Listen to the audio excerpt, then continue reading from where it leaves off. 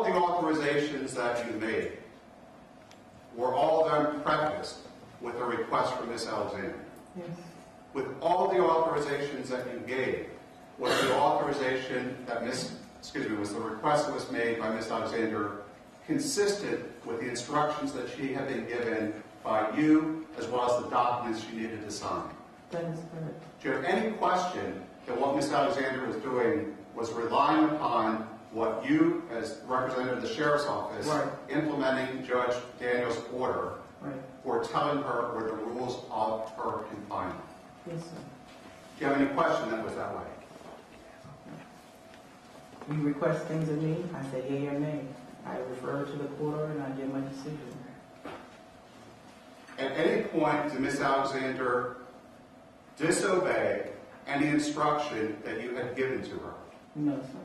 At any point, did Ms. Alexander not comply with any direction that you had given her from the beginning of her supervision? No, sir.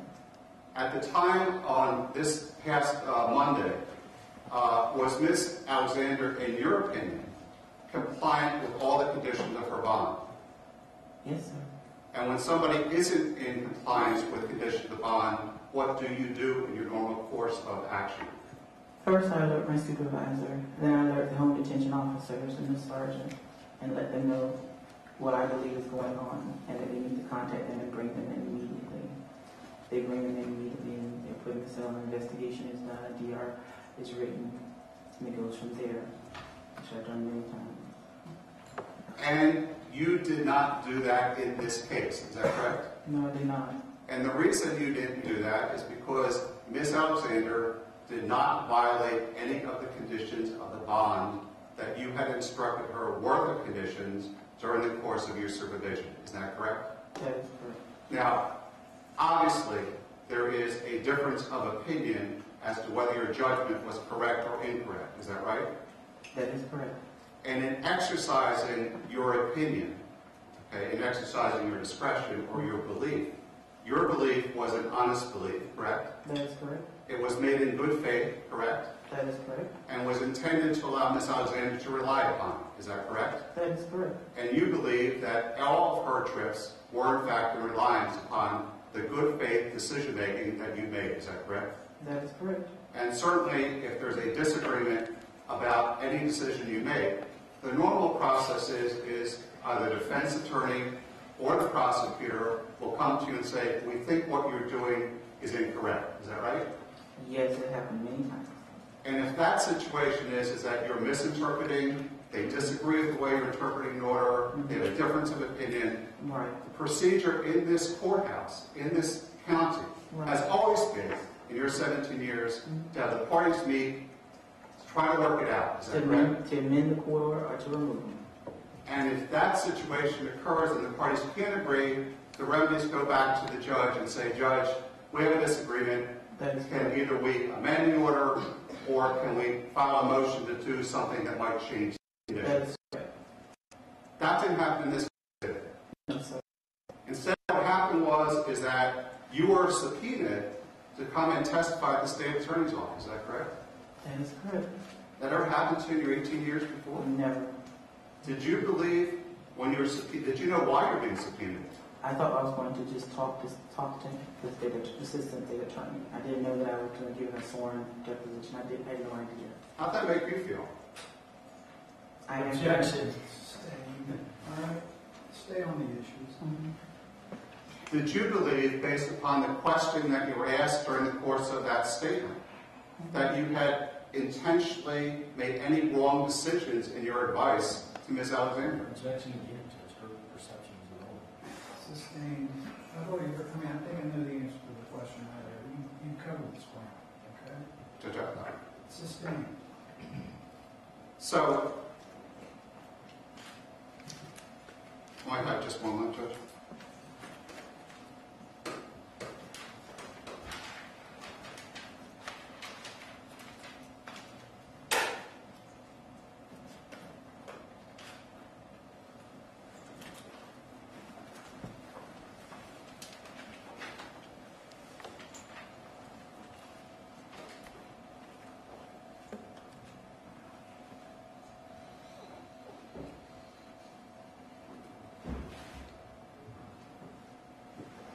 you were first made aware that there was an issue related to Miss Alexander approximately when? I'm going to need you to repeat the question, please. Right. You first became aware that there was an issue concerning Miss Alexander on what date? It was a Friday, the 20th. A phone call came in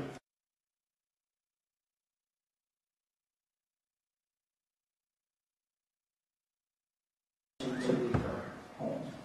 And I believe the officer answered the phone and said yes. I was looking at it on the screen now. That'll be December 20th, is that correct? Right, in late afternoon.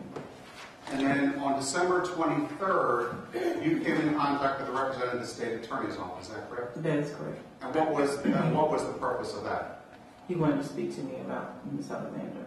And did you have a discussion with him about that? Yes, I did. And did you inform that, and who was that person, do you know? Richard Manti, incorrect as far as the pronunciation of his last name. Well, Mr. Manti is the prosecutor. Yes, He saw you. Manti, okay. He saw you on the 23rd of December? That was a Monday. My question was it Mr. Manti? Or Yes, it someone? was. Okay. Now, do you recall seeing an investigator from the state attorney's office? Yes, I do. Was that on the 23rd? No, that was, I don't remember when that was. Hold on.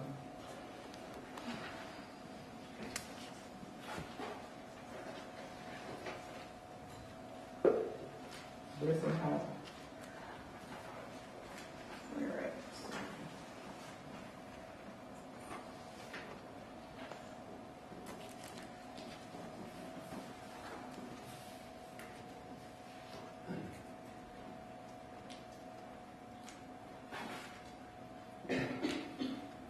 Just if I can ask a leading question to refresh your recollection. You've been asking leading questions for the last 20 minutes, so I don't know where to stop now. Well, it's cross-examination. I understand.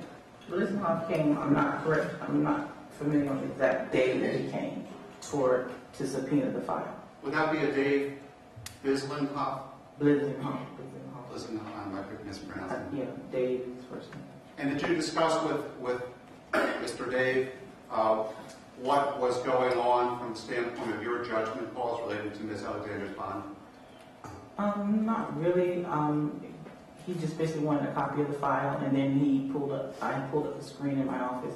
He wanted to know what that was, and things like that, and I told him. And then subsequent or after that contact from the state attorney's office and looking at the file, have you in fact made different decisions or changed decisions concerning future authorizations related to Ms. Alexander? Yes, I have. And what have those changes been? She cannot go pay her bond. She cannot pick up or drop off anybody. She cannot do anything in a sense unless it's dealing with the child. The child's in her custody, and it's a medical. And basically just medical for the child and herself. And coming to see me, going to pretrial services, and coming to court. And so those changes, if you will, not if you will, those changes have occurred subsequent to December 23rd, is that correct? Yes.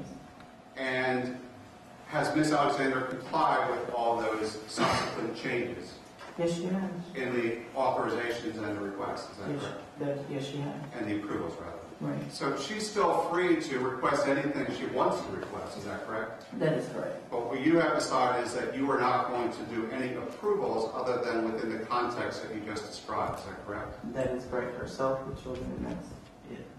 And so any decisions that were made before that time by yourself were decisions that you believe were correct, that you testified to. It's true. And you still believe they're correct, is that right? Yes. However, based upon the scrutiny, if you will, or the questions are asked, a judgment call was made that you were going to not approve things that you had previously approved, is that correct? That is correct. And Ms. Alexander has complied from day one up through this morning with every single condition of her bond, is that correct? Yes, sir. And anything that she did that might be considered inconsistent with Judge Daniel's order was based upon your authorization that she could do that. Is that correct? That is correct. And I move Exhibit 1, 2, and 3 for identification to evidence. I know the questions. No objection? No objection. Are you finished?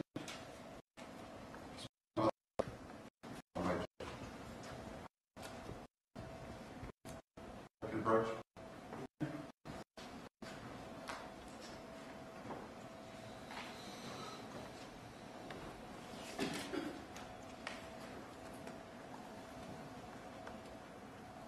I'm going to ask you to look at Exhibit 4 for identification and ask what that is. These are, excuse me, these are progress note pages. And these reflect decision-making that you had done during the course of your supervision, is that correct? That is correct. And the bottom is the December 20th request, is that correct? That is correct. And that reflects things that were being requested on that day that are part of the written request, is that right? That is correct. And that has your approval at the bottom, is that correct? Yes, my initials, yes, sir. And that's consistent with all the process and procedures we've already discussed, is that correct? That is correct.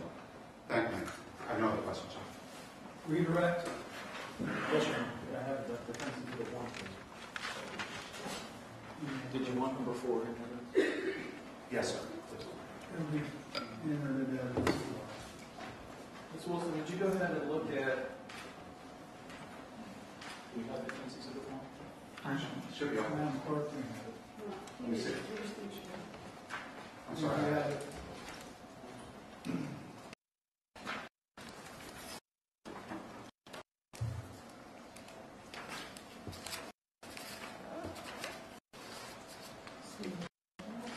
Absolutely.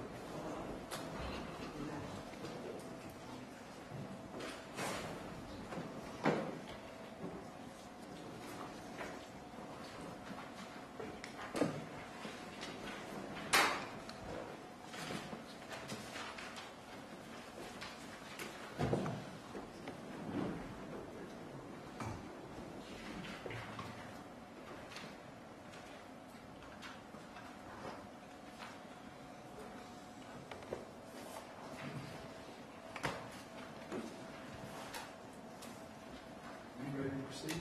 Yes, I am.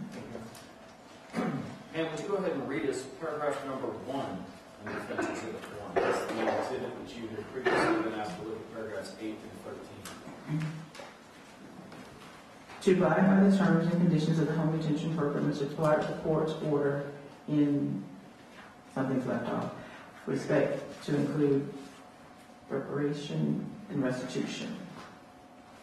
Every respect, is that, I'm sorry, it's not on here. understand? Okay. You're familiar with that form? Yes, I am. You normally say in every respect? Yes, I do. Okay. And that's line 1. That is Comply with correct. the court's order in every respect. That is correct.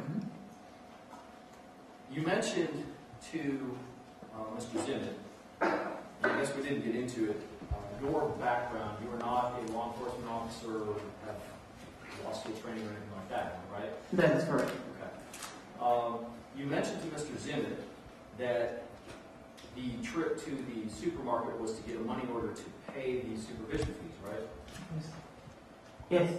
Paragraph 29 of Defense Exhibit 1 indicates that those fees can be paid at a kiosk in the center itself by cash, debit, credit card, and there's also the ability to pay it on the internet. Am I right? No, sir. That's not what paragraph 29 says? It says that, but they cannot pay their home detention fees by kiosk.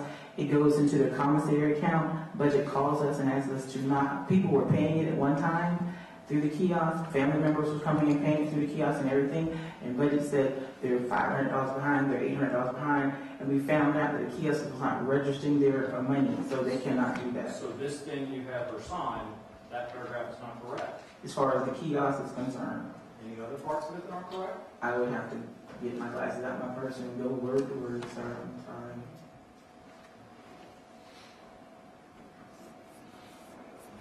Do I understand, and let me clear up one other thing. The first time you met me was when? I'm sorry, number 29. I don't have 29. I just have 1 through 8. Are there more than one page in that sleeve?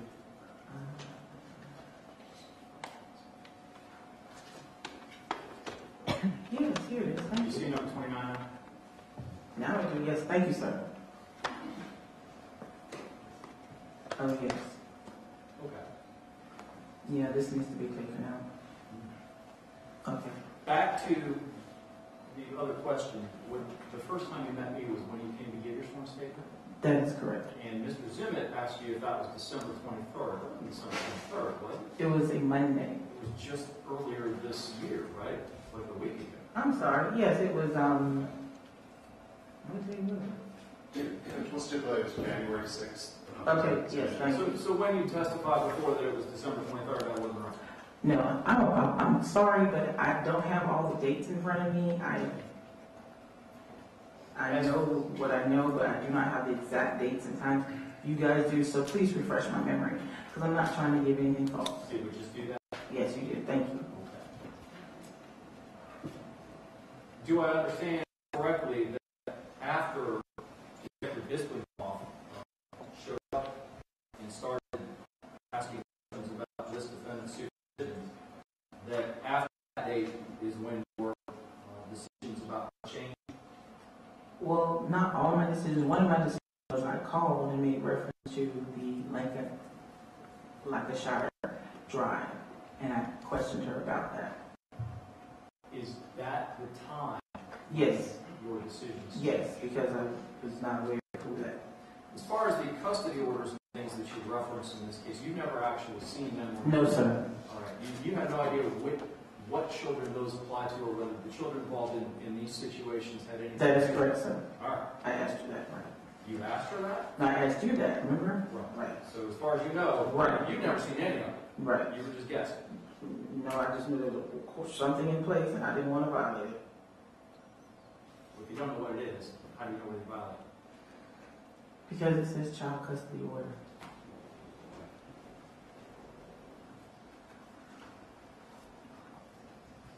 Do I understand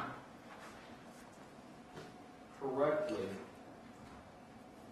that when this defendant would call and ask, how many times did you receive requests either in writing or over the phone from this defendant? We covered them all between December 6th and December 20th?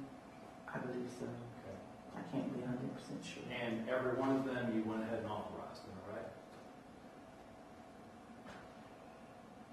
I can't say that because there's phone call conversations that take place, and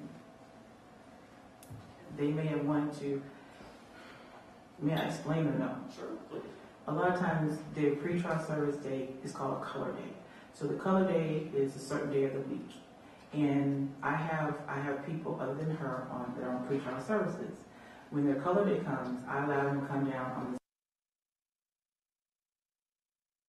It's right around the corner. And so I don't know if she was trying to do a color day, and I said, why don't you do the color day and come see me at the same time, things like that. So I didn't authorize everything.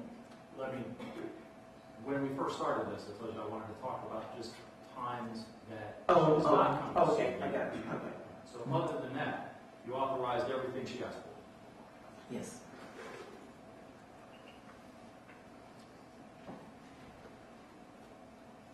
And then she stopped asking. After the 20th, she hadn't asked again. She hasn't No, asked- she asked to come down to divorce. Oh, I'm sorry, divorce, right? No, right, sorry, that again. Okay, so you haven't been in. Other questions, sir? All right, may step down. All right, we'll take care of this. Do you have any other witnesses or evidence you'd like to present? Oh, yeah. Is there any evidence or testimony the defense would like to present? Just have one more.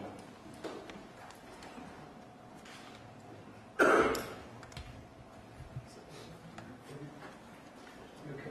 No, you're, she's at that. Yeah, no, she's at some. Okay, it's all right, fine. You can take the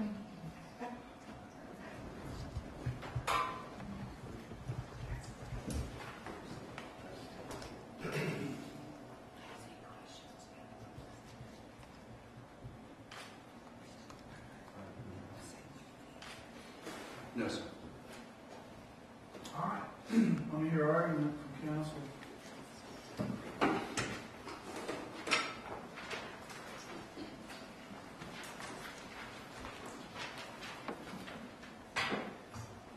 Honor issued a very clear and specific order that no one really could be misled about. That order said, you shall be on home detention and you shall not leave your residence except for these things. I think the testimony has made clear that none of these excursions that we have talked about were related to any of those exceptions in Your Honor's order, and I think the court perceived it quite clearly in your own question. Ms. Alexander had anybody available. In fact, the witness even said she had people to go do these things for her. There was no reason she had to personally do any of this. When did you all find out? That would be December 20th, Your Honor, which coincidentally is the last time the defendant asked to do any of it. And once December 20th happened, which is when the defendant showed up at the victim's brother's house, among her other list of errands, our detective went over to that office, and the following Monday, that was a Friday, the following Monday... There's no evidence that's been presented to the court that there was actually any contact between the defendant and the victim's brother. Correct. Your understanding as well? You don't have the evidence? I don't know that there was no contact between her and the brother. There wasn't any face-to-face contact as far as I know. But if the question is there evidence that she had contact with the victim, the answer is no. No, Well, there I really isn't. was But asking, I didn't the order... hear there anything in from the testimony that she even came into contact with Mr. Gray's brother either. It was this, it was his wife, and she's the wife's The point of the argument is... Yes, sir. The point of the argument is this. At any of these places, be it any of the public locations or even this private residence, that potential existed, which was exactly what this court in its order said you wanted to avoid, is the potential for any of that kind of contact. Over and above that, Judge, your order was clear that this is not a normal thing that the court does. This is something that I'm doing special in this case, and I'm giving you extra conditions. That extra condition is spelled out in paragraph 4 in no uncertain terms. I don't think it was special in this case. It was just the circumstances have changed over the time period, and in analyzing the factors that you're required to analyze in the statute, I felt I could protect the community and assure her appearances at court was something less restrictive than pre-trial detention. Yes, sir. The phrase that I think Your Honor used was, it's not this court's customary practice, but you're going to do it. It's not. And this defendant took advantage of this counsel. I think the multiple requests, the nature of the requests, and the idea that somehow or other anyone could interpret this as a license to go do whatever she felt like doing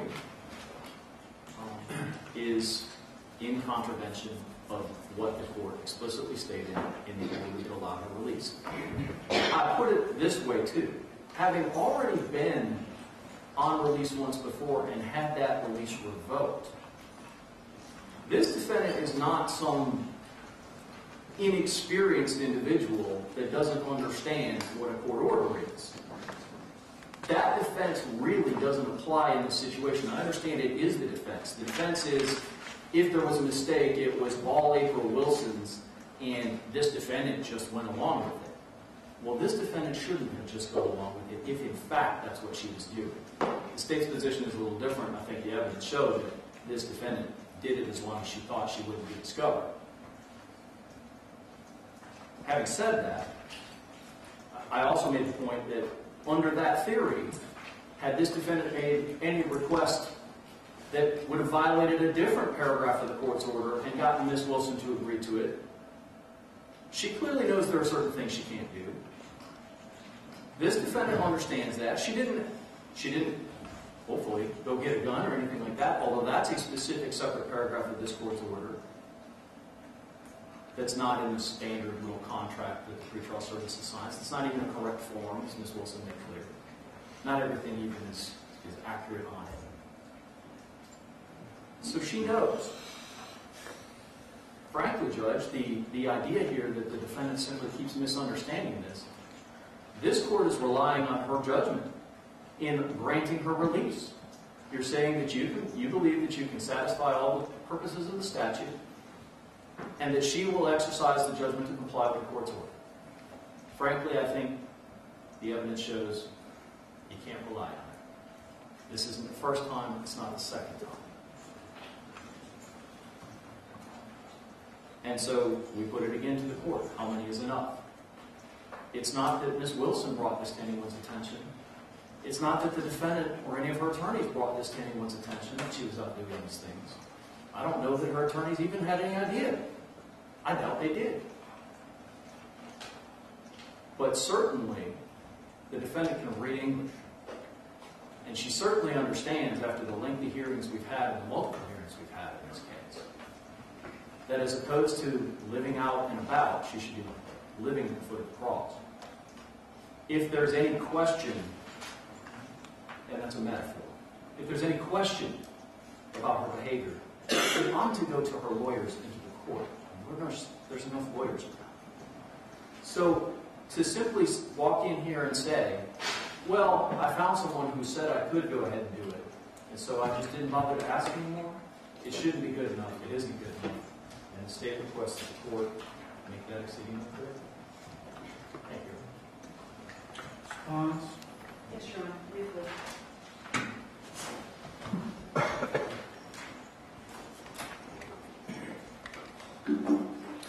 Your Honor, the court released our client on Thanksgiving Eve. At that point, that very evening, your order was faxed over to the sheriff's office. And what we now have heard from Ms. Wilson, an 18-year veteran of the sheriff's office, was assigned. It wasn't someone, of course, that our client could. And that same day, Exhibit 1, as has been discussed here at some length, became the contract between our client and the sheriff's office. I think it was read to her, I'm sure. We can all agree that a contract between the defendant and the sheriff's office does not come off this court's order. Absolutely. Do you Absolutely. think that somehow my court order is ambiguous? I want to hear that. No, if Your it is, Honor. I'll address it, because certainly not infallible, but I didn't think it was ambiguous. But if there is, I want to know where it is. I think, Your Honor, I agree that it's not ambiguous, and I think if there's some clarification that we want to put on the record today, we should do so. Even just in an excess of caution, given the links that have been gone to bring all this to the court's attention. And I think there's a number of things we'd like to bring up as well, including, for example, specific permission from the court now for Ms. Alexander in preparing for her defense. Let's deal with and address the issue at hand. Of All right, course. whether I should revoke the bond. I understand. Before we ever get to additional conditions. I understand, Your Honor. But just in terms of... When did you all know that this was going on? Your As Honor, attorneys, I think we knew this when we understood there was an investigation somehow. back in December of 20th? No. I believe it's December 23rd, Right. when Ms. Alexander was called back into the office to meet on the 26th, and Mr. Schultz accompanied her on the 26th back to the office. Okay. So you all knew about it around December 23rd and all this was going on. What steps did y'all take at that point From the standpoint of, to get to the bottom of the issue, if anything, if any steps were taken? well, we wanted to find out whether she had authorization. Hold on. Everyone's cell phones need to be turned off. All right? I hear no cell phone, whoever it is. I don't care if they're in the media, they'll be asked to leave. Continue. We want to find out whether or not she had authorization for any of the trips that she had gone on. We found out that she did. We also learned that because of the investigation, a decision was made that authorizations that had occurred previously were not going to be occurring in the future. So there was no additional steps that would need to be taken, since what authorizations had been made and relied upon had already occurred. It was something that we believe, quite frankly, was a step that should have been taken if there was an issue, to make sure it stopped if something was done that should not have been done, and to move forward without it happening. Well, do you feel it should not have been done based on the court's order? I'm I'm asking you to be very candid. I'll be candid, if I was in Ms. Wilson's position, I would have asked for help, and I would tried going to the court to see whether or not her standard procedure was consistent or inconsistent with the order. Obviously, your order says what it says. It's pretty clear. What she's been doing for 18 years is different than that. And certainly, the way to remedy that, I would think, or to find out if there was an issue, is to come to the court or go to her supervisor. Were you all aware that there was this contract that, obviously it was presented to her when she, came to pretrial services, and she was given this contract with all this language in it? Were you all aware of that? First time I saw it yesterday, when we started. But certainly, to supplement that, her instruction, our client's instruction, was to be in constant touch as required with the designee of the sheriff's office. Whatever they said was the rule. That was her conduit with the state, and not certainly the prosecutor, not the court, not us, but that was her contact. And if there was any issue, any question, that was the person to call. That was the person to put on her ankle monitor, and that was her boss. And those were things we didn't know about the contract, but those were the instructions we gave her. And Your Honor, I think you understand our position on this, which is that there has never been any conduct in terms of seeking to see the 3 alleged victims, Rico or his children, trying to see them, getting close to them, and the suggestion that somehow going to for example, the eyeglass doctor, you might have seen him there. Ms. Wilton was clear in her notes and in her statement under oath. She gave a deposition that the state required that, for example, when our client asked to go to LensCrafter, she said, no, I want you to go to a specific place to get the glasses. It's less travel, that it was, in and out of there. That getting the bail bond from Ms. Dudley, the bail bond money from Ms. Dudley was a 2-minute conversation that took place, outside the home. Not only was Mr. Gray not supposed, to be there, there was no plan, no hope, no suggestion that he would be there. So in terms of what the bail statutes require, that there be a combination of conditions that for the 3 alleged victims here, there's no evidence of even seeking to see them or seeking to get information about them. The only contact that we know of is the interactions in the custody and divorce court. They haven't seen each other there. There's been specific arrangements through a third party that they come in. They don't come in together. One of them appears on the phone, or when Ms. Alexander had to go to court, Mr. Gray appeared on the phone, so they haven't even seen each other there. Custody for the young daughter has now been established as joint. So Ms. Alexander has her daughter about 3 days of every week. It's not quite 50-50, but close to that. But all that has been accomplished without seeing Mr. Gray, and certainly without seeing the other children that she cares about. She certainly hasn't seen him or tried to. So in terms of the 2 big concerns, safety and appearing in court, she's made every court appearance. She's notified Ms. Wilson for every court appearance, whether it's the divorce proceeding or being here.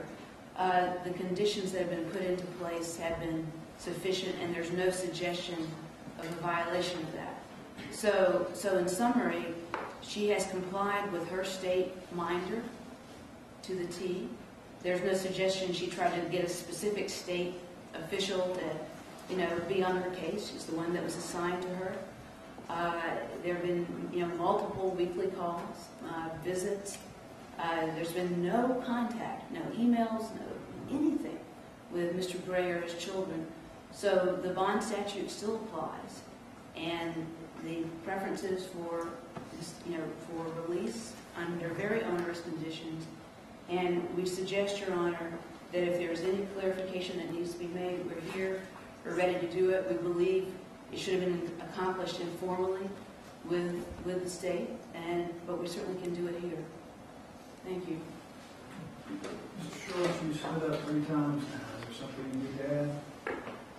Only to say, Your Honor, excuse me, and it may not even be appropriate or necessary, but I think to emphasize the seriousness of the serious response once we became aware that on the 23rd, Mr. Bisninghoff went to the office. we, as did pretrial services, Ms. Wilson, the SISAC, her supervisor, and others, reacted immediately and imposed, provided further advice and direction, frankly, to all of us. Early in the morning, right after Christmas, I met with Ms. Alexander and accompanied her to Ms. Wilson's office.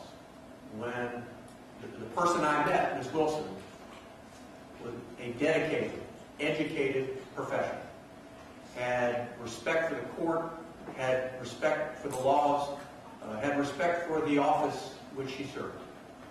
And I believe, Your Honor, certainly we all live and learn. We have learned. And I humbly, Your Honor, request that we allow, the court allows, Ms. Alexander and all of us to learn from this experience. And we assure the court that we will abide strictly. We just ask the court to give her the further opportunity to live as normal a life as she can during these unfortunate circumstances. Thank you. All right, rebuttal, reply.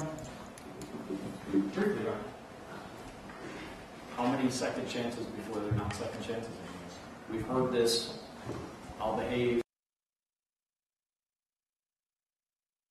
The behavior in this case is I guess, once it's being put on it is, we learned we were mistaken.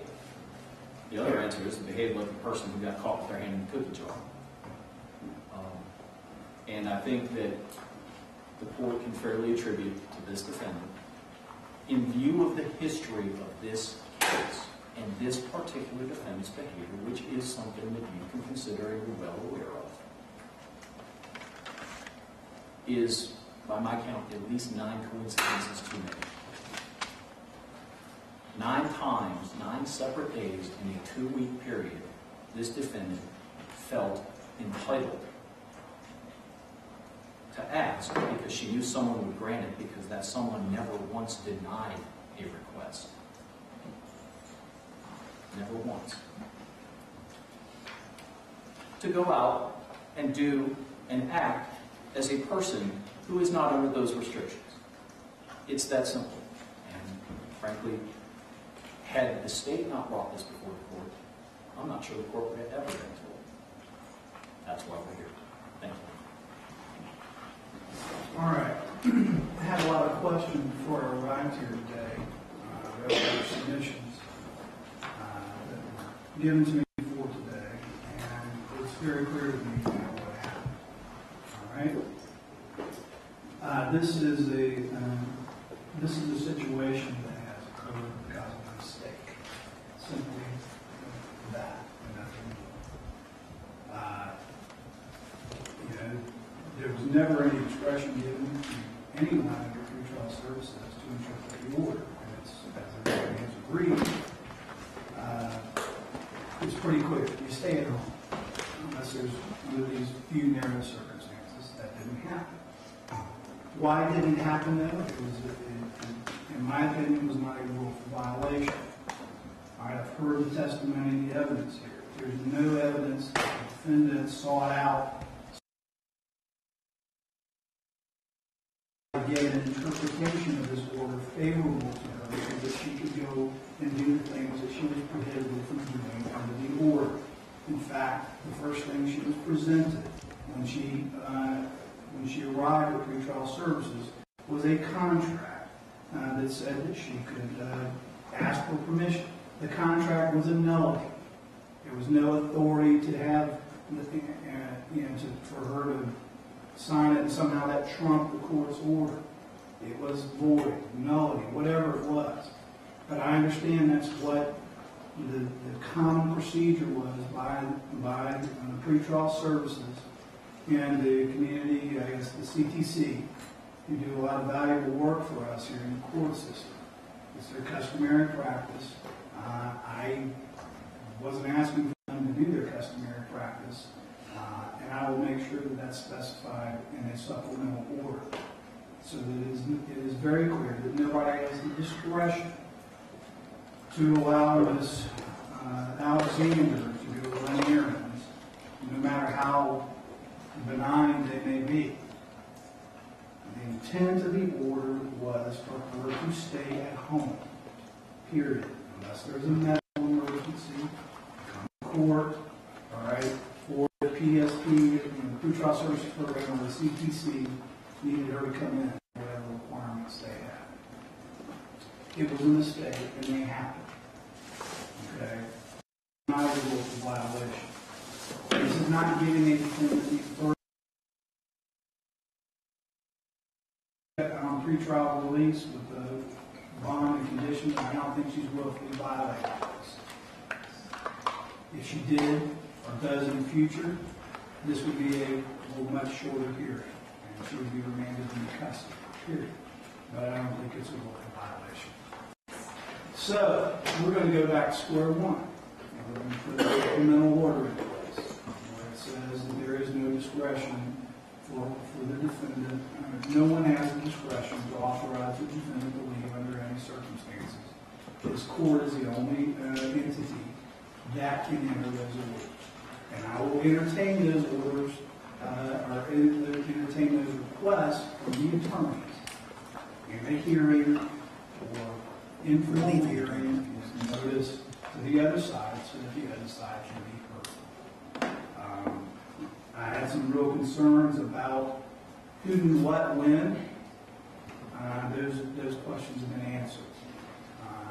Defense counsel obviously didn't know. It appears to me I'm satisfied, and I believe it's credible. They didn't know what was happening, and they found out after the state learned what was happening, and appropriately went over to investigate what was happening to get to the bottom of it. The defense got with their client, put a stop to it. Everybody backed up and went back to square one. And that's where we're going to start again. All right? So, with that, I will be on a short list for denying the motion. Now, let's talk about issues in the case and getting this case ready. Do that? Yes, I mean, just, Your Honor, one point of clarification in terms of that. Don't touch it. It might, It just bit me, so that's okay. In terms of the one modification we would ask, and certainly we can do it with notice to the state or however the court would prefer us to do it, it's just as we are heading towards trial, we would like to be able to meet with our client in Mr. Schultz's offices at Holland and Knight. Would you like a written request on that, or? Yeah, you all mailed something or contacted my assistant requesting that earlier this week, which kind of I found curious because in the order it says she can go to her attorneys. Mr.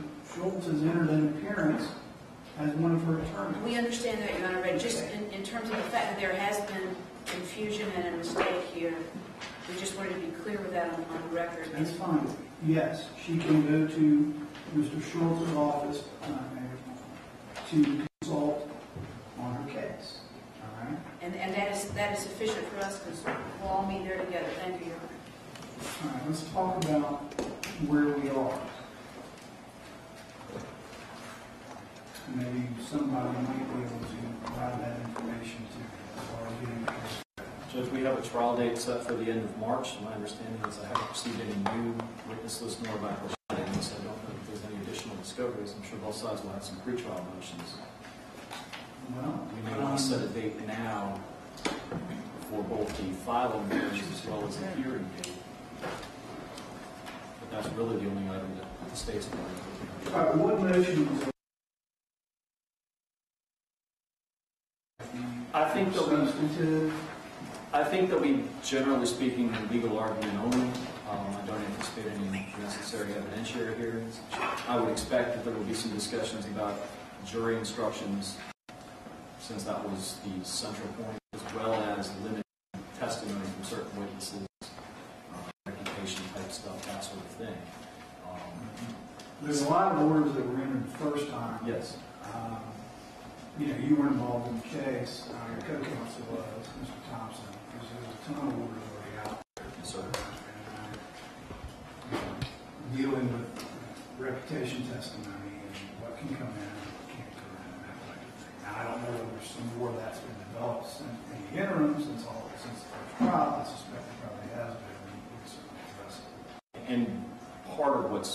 complicating the immediate has heard today. There is this ongoing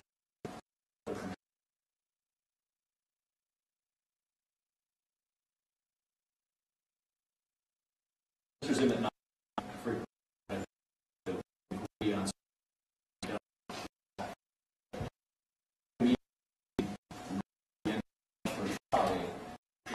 just have a day in our minds, which we will have all these issues before the court. So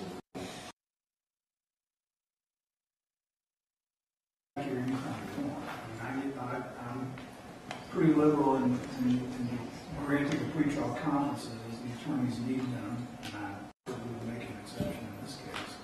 Judge, if I can make a suggestion, maybe if Mr. Mantine and myself can speak and come up with a pretrial schedule and order that we could agree upon and submit it to the court, and then see about available dates for possible hearing dates and so on. If that might work.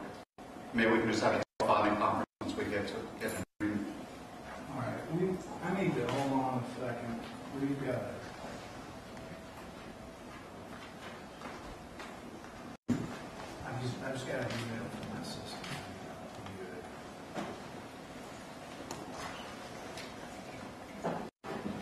Is there a Kumasi errand in this courtroom right now? All right. My understanding is that there were. We're going to deal with that. But I need you to stay after the hearing. All right? Okay. Thank you. Let's continue. The suggestion was that Mr. Mantine and I, try to come up with a pretrial schedule and order, and then over those dates and see what we think might be necessary hearing-wise and work with the court on available dates, if that works. Well, I mean, my sole interest in all this is making sure that this case is on track. All right? I don't know what you're doing. I like to find out if these pretrial conferences, what you're doing and what you intend to do. I don't know. We tend to have obviously gotten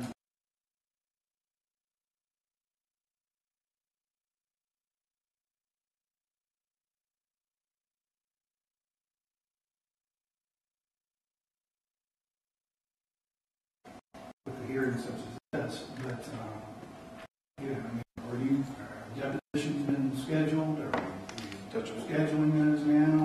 What's going on? We are doing our investigation, getting ready to identify what witnesses we think should be deposed.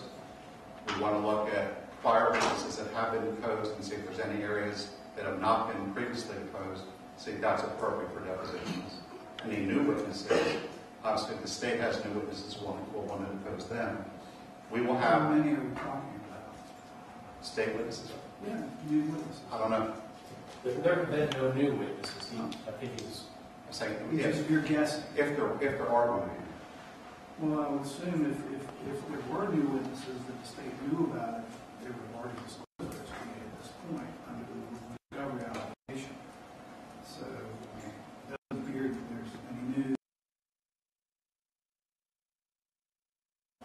I think it is the only potential witness would be an expert of some sort, but not so far. And we're in the process of speaking with experts, Judge, identifying them and trying to allow them to do their work and to make the proper notification to the state of who they are and what they would say so they can set them in the position to choose. We're not finished with that process yet. We also believe that a jury questionnaire will be appropriate in this case because of the publicity. We want to try to work through the mechanics of that and would be wanting to speak with the court as far as logistics and procedure. I don't know if the court has utilized them in past cases or not in Jacksonville. Questionnaire? Yes. No, I don't. I find that they take as much or more time than is necessary. I mean, when I can just simply, ask individual questions of the jurors that have indicated that they have knowledge of the case and that type of thing. But I'm open to listening to And from both sides. so, and one of the issues with it, can we get it to veneer prior to the time of them coming to court. So that logistically, so we could have that digested. All right, you're not going to know who the court's office, and you're not going to know who would be selected to come up here. All right, I don't know if the court's office could make some special consideration or whatever as far as identifying who might be in the pool, well in advance. I suspect they probably could. I don't know whether it's necessary or not. Okay, and we're going to discuss some of those things. I would like to have more frequent pre-trial conferences to discuss procedures and get your input from both sides as to what y'all want to do. And obviously, I have my own thoughts, but certainly get your I'm sorry, Judge. Obviously, with the publicity with the case and so forth, we don't want to be selecting a jury have someone stop off something that taints the rest of the panel. So obviously there are steps, including a questionnaire, that can potentially alleviate that and give us a little more comfort that we're not going to have a tainted panel and we can in fact get a jury. Well, I clearly anticipate that there will be a lot of the jury selection process done with individualized questions that about the case or say they know something about the case. Sure. So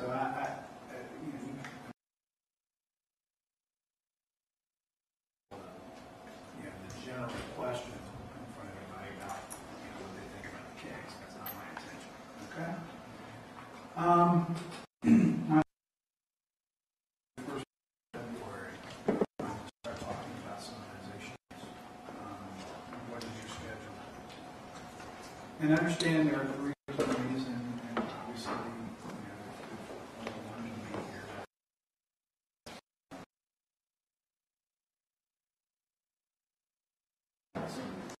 Judge, I trial to get anyone.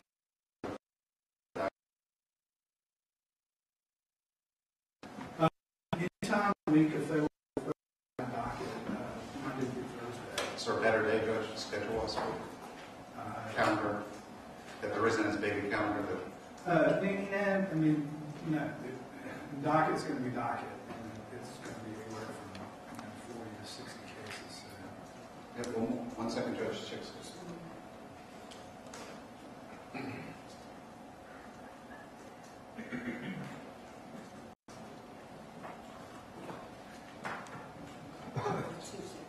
How about Wednesday the 5th, Judge? That's fine by me. What I probably would want to do is, can you all be here early? Because I'll just handle it, because this case usually brings a number of people in with it. Maybe start good at 8:30.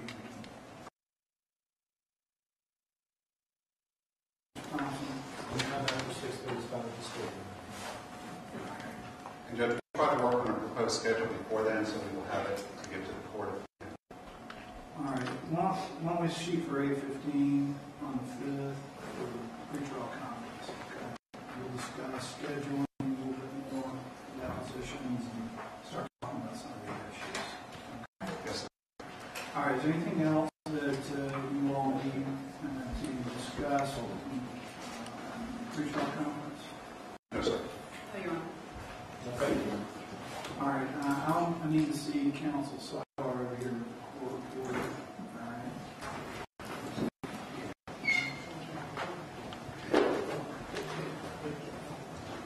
Well, I'm getting ready to do that tomorrow.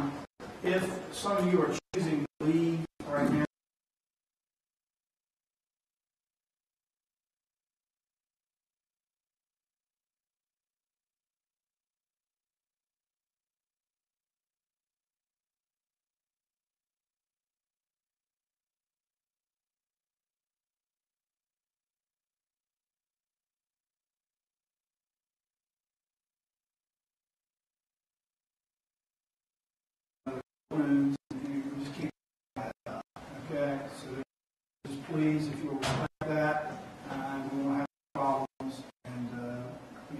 can move on downstairs if you choose to leave, okay? While I'm having a sidebar. And Ms. Wilson, you can stick around too for a few minutes. I appreciate it.